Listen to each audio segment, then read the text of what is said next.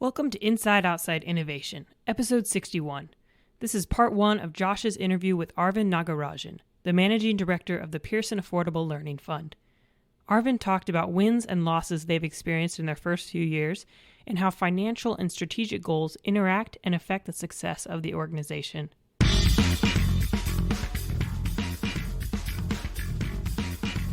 Hi there, everyone. I'm Victory, the producer of Inside Outside Innovation, the podcast that brings you the latest insights from people who know the most about building lean businesses, innovating within corporations, and disrupting entire industries with passion and precision.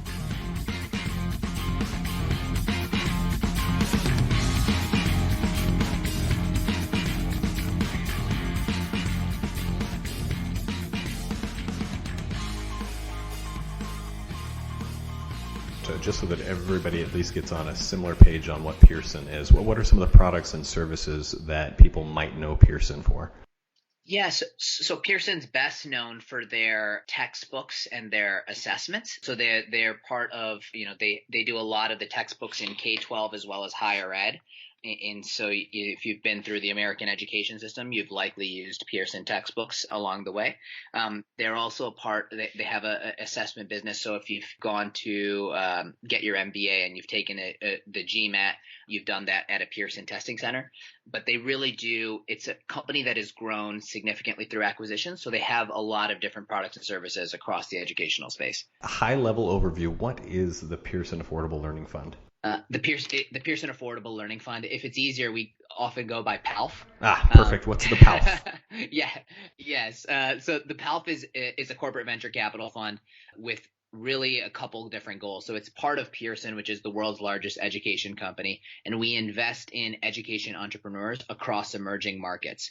And we look for entrepreneurs that we believe can do three things. One is deliver significant commercial financial returns. We're a financially oriented investor as opposed to more strategic from a Pearson standpoint. Secondly, we look for companies that can deliver a significantly higher quality of education than current alternatives. We think that education outcomes are directly linked to profitability in the long run in education. And then third is we're looking at approaches that can reach the mass market. Pearson's products and services traditionally have not reached the mass market populations across emerging markets. And it's something that from us, from a corporate venture capital standpoint, looking to understand the business models and ways in which you can successfully serve those customer segments. When did the PALF get started? The PALF was started in 2012, in April 2012. So it's coming up on 5 years now. Okay. And what have been some wins and failures that you're open to sharing, at least, Arvind? Yeah, I would say, the overall win is, we've made 10 investments that operate across 7 countries that are reaching over 400,000 students right now. There's been quite exceptional top line growth for our companies. They've raised follow-on financing. So we've had a lot of successes within our portfolio and the types of investments we've made. And in creating a space where people are now evaluating education in emerging markets, a lot more investors are evaluating that space than were when we started 5 years ago. That's the big picture win, I'd say. There have been a lot of setbacks along the way, I'd say. So I'm happy to go into more detail on any of them, but we've had undergo kind of leadership transitions within specific portfolio companies. We've made investments that were probably not the right size for the fund and scope that we were looking at. So has been tougher to manage. We're trying to be a global education expert, provide expertise around education business models and strategy. And so it can get tougher when if you don't have the right geographic investor as a complement and you're writing very small checks. Sure, absolutely. Now, you mentioned that the fund's focus is primarily financial driven and not as much strategic, right? This isn't just about channel development for more Pearson products. Yes. So yeah, that's right. So Pearson, it's kind of a big picture strategy, which is to say that's why our focus is on emerging markets and the mass market there. But from an individual investment standpoint, I think one of the things that has been good is you have to avoid from a corporate venture capital, especially we make Series A investments primarily.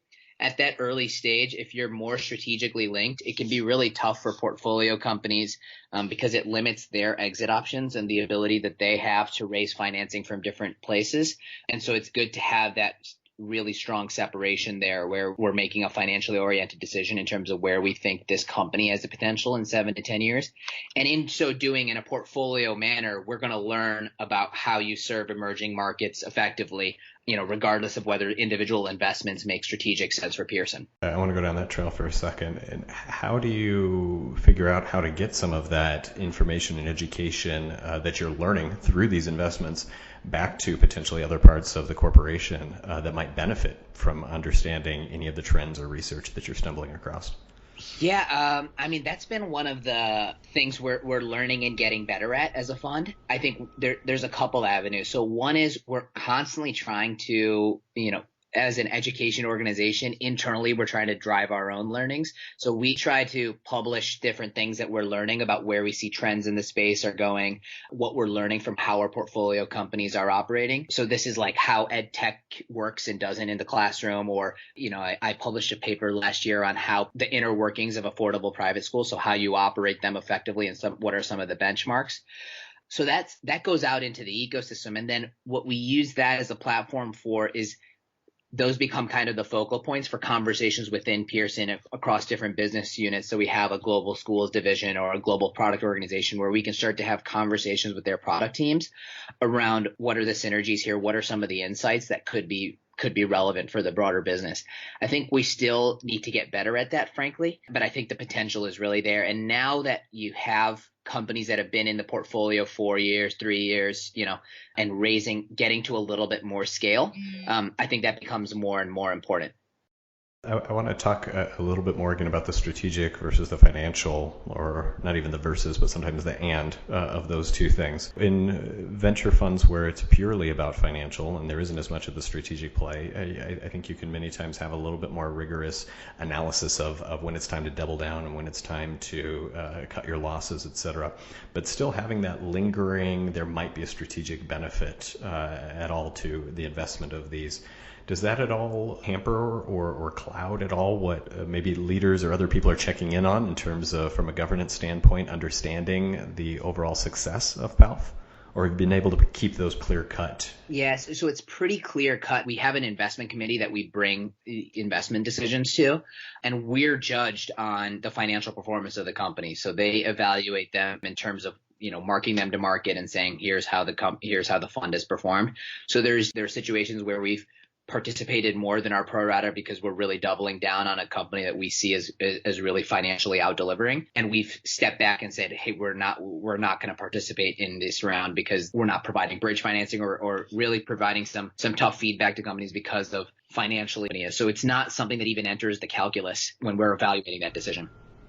I think that's fair, and I think especially some of our listeners are groups that are working on establishing their first venture capital arm. That I think that what I'm hearing is that you need to be extremely clear about what the goals are and what the aims are, because if you're not out of the gate, it can be extremely fuzzy, especially once you get into it a few years down the road. Yes, it took a little bit of learning from us internally. So and where we came to, for example, like making investment decisions, the element of strategy is like we give some deference to the geographic leader. So if we're looking at a business in India, we'll talk to the MD of the India business. And if he or she believes that that's competitive or somehow a threat to Pearson's strategy in the region, we won't invest. So there's no affirmative strategic analysis that's done, but we give kind of a veto analysis, if that makes sense, so that they at least understand the companies that we're evaluating and have a chance for their feedback. They don't feel like we're doing something antithetical to, the approach within the business. But that's took a little while to kind of iron out how those details work when they would input into the process. So let's talk a little bit about the types of entities that you're investing in. You mentioned a couple of their aims, but just for our listeners here, paint a picture. What do these for-profit, affordable private chain schools look like? What are you actually investing in? Yes, great. So there's really two big buckets that we invest in. One is what we call direct delivery, which means you have a direct touch point with the student, and they're paying you, often the parent is paying you directly. That is often takes the shape of an affordable private school, or it could take the shape of a tutoring center after school. And so a couple examples of that are we invested in the Spark schools in South Africa, and they're Africa's first blended learning primary school chain. They're based off of the rocket ship model in California, which is a very successful charter school model there. And so they leverage technology to create better cost efficiency. So they have a learning lab where students spend over an hour a day with a lower cost learning facilitator. And then their really what they call master teacher time can be leveraged more effectively across smaller groups of students. And the learning gains have been incredible, and they've had really successful demand as a result of the model that they've set up. And then a non-school example of that is we've invested in a company in India called Avanti, which does test prep for the biggest college entrance exam in the world. So it's an exam that 1 million students take for 10,000 spots at the elite universities in India, the elite engineering universities.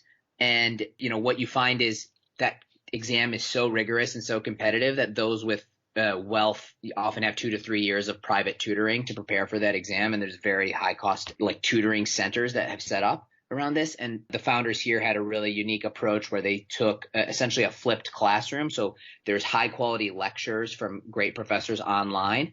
And then they come to the class and actually go through what's called a peer learning process, where they're learning from each other through questions that are designed to elicit good feedback. And their results have been phenomenal, where 1% of students clear that exam for entrance into the top level engineering colleges.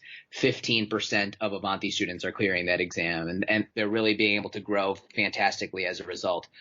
And then the second bucket that we invest in is what we call services. So those that are providing courseware, content, some sort of targeted pedagogy to that ecosystem of schools or centers. And so an example there is we've invested in an English language learning program in India that is a very innovative form of creating immersive environments of learning English in the classroom.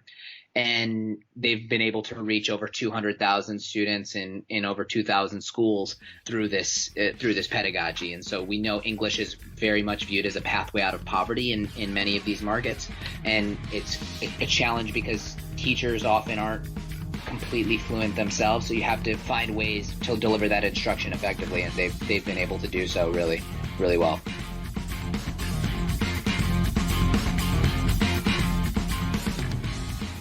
That's the end of another episode of Inside Outside Innovation. We'd love to connect with you through Twitter at the IO Podcast or on our website, insideoutside.io.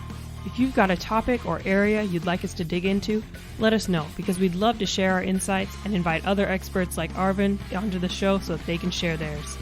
Until next time, go out and innovate.